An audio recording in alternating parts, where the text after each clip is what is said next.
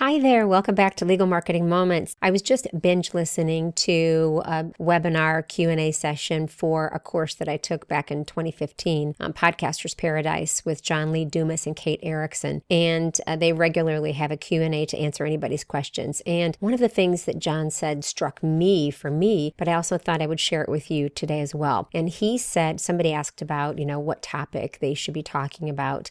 And he said, whatever it is, be the best solution to a real problem. Think about that. Be the best solution to a real problem. So what does that mean? That means that you and I have to listen very, very closely to our clients and our potential clients to find out, maybe even remove layer after layer and ask additional questions to find out what the real problem is behind what they're talking about and what they're hesitant about or what their challenge is. And then take some time and figure out what it would take to be the best solution to that real problem. And I just want to thank John Lee Dumas and, of course, always Kate Erickson for inspiring that. I think it is a profound statement. And the more I think about it, the more I will pay attention to it. So if you need to get in touch with me, please feel free to comment, or my email is nancy@myrlandmarketing.com.